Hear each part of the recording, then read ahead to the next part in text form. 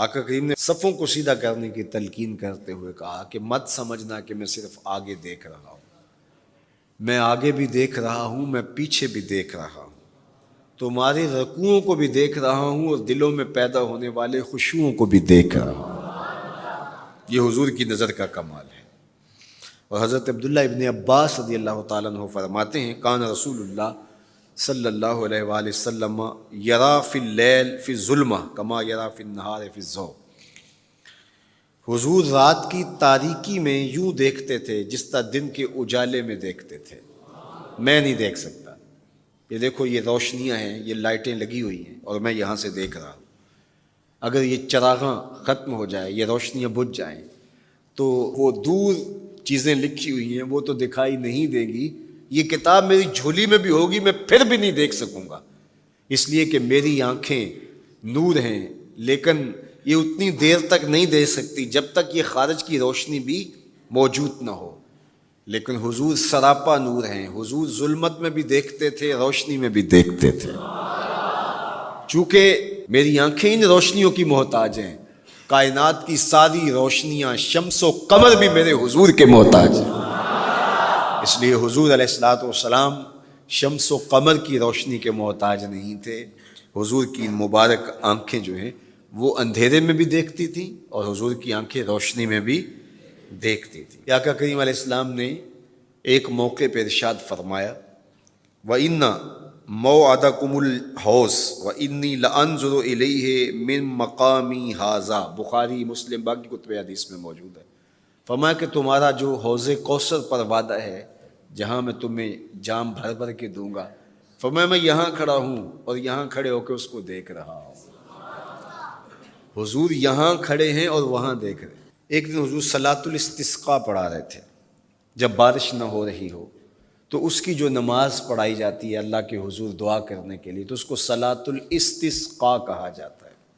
ام المومنین سیدہ عائشہ رضی اللہ تعالیٰ عنہ سے مروی ہے۔ تو نماز پڑھاتے پڑھاتے حضور نے ہاتھ آگے کیا پھر پیچھے کھینچ لیا، تو عمومی طور پہ ایسا نہیں ہوتا۔ تو صحابہ نے جب دیکھا تو بعد میں کسی نے پوچھا حضور آج نماز میں آپ نے ہاتھ آگے بڑھایا اور پیچھے کھینچ لیا، مجھے بتائیے کہ حالت نماز میں نظر کہاں ہونی چاہیے؟ جائے سجدہ پہ ہونی چاہیے نا، لیکن صحابہ حضور کو دیکھ رہے ہیں۔ اللہ اکبر۔ صحابہ سے کسی نے پوچھا کہ تم بتاؤ ظہر اور عصر کی نمازوں میں حضور قرات کرتے تھے؟ کہاں کرتے تھے؟ بخاری میں۔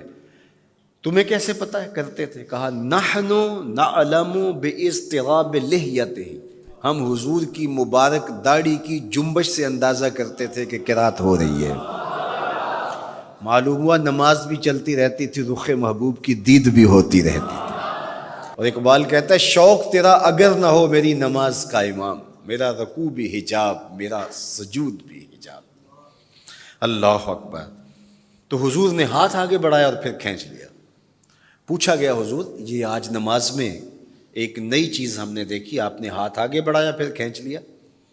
فرمایا ہاں، جنت میں کھجوروں کا ایک خوشہ لٹک رہا تھا، میں اس کو توڑنے کے لیے ہاتھ ڈالا تھا پھر میں نے چھوڑ دیا، اور اگر میں توڑ لیتا تم قیامت تک کھاتے رہتے ختم نہ ہوتا، لیکن میں نے کہا نہیں چلو پھر قیامت کو ہی صحیح۔